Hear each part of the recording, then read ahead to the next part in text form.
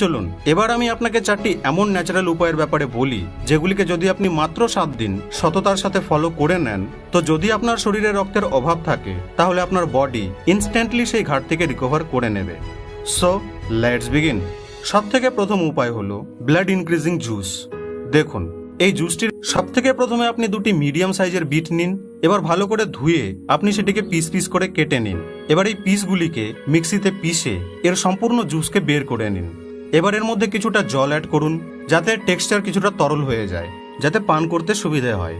আর সবথেকে ইম্পর্টেন্ট কথা, জুসটিকে পান করার আগে আপনি তার মধ্যে কিছুটা লেবুর রস অবশ্যই মিশিয়ে নিন, কারণ লেবুর রস মিক্স করার কারণে এই জুসটির কার্যকারিতা 2 গুণ বেশি হয়ে যায়।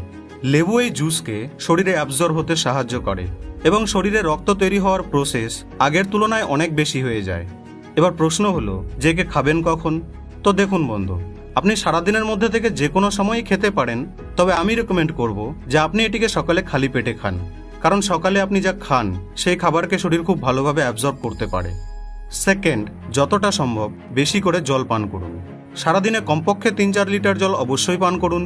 আপনি জেনে অবাক হবেন যে আপনার রক্তে প্রায় 90% উপাদান এই জলই রয়েছে। আর রিসার্চেও পাওয়া গেছে যে সেই সকল লোকেদের শরীরেই রক্তের অভাব ঘটে যারা পর্যাপ্ত মাত্রায় জল পান করে না, নিজের বডিকে হাইড্রেট রাখে না।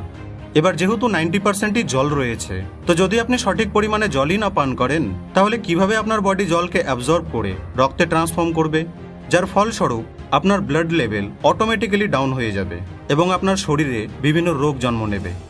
থার্ড, যাই হয়ে যাক না কেন, সারাদিনে 24 ঘন্টার মধ্যে থেকে আপনি 30 মিনিট কোনো ফিজিক্যাল অ্যাক্টিভিটি অবশ্যই করুন।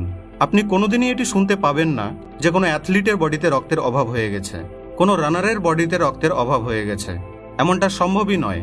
আর এর সবথেকে বড় কারণ হলো যে যখন আপনি ফিজিক্যাল অ্যাক্টিভিটি করেন তখন আপনার শরীরের ব্লাড সার্কুলেশন অনেক ফাস্ট হয়ে যায়।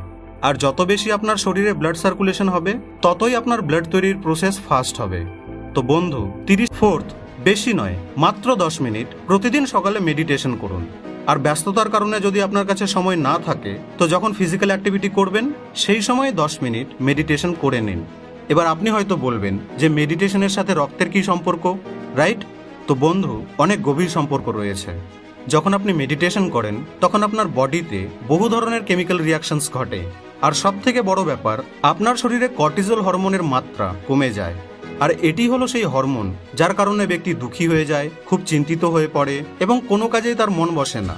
শরীরে যখন কর্টিজলের মাত্রা বেড়ে যায় তখন শরীরে এক প্রকার হিট জেনারেট হয়, যা ব্লাড লেভেলকে তো কম করেই, সাথে সাথে ব্লাড তৈরির প্রসেসকেও স্লো করে দেয়।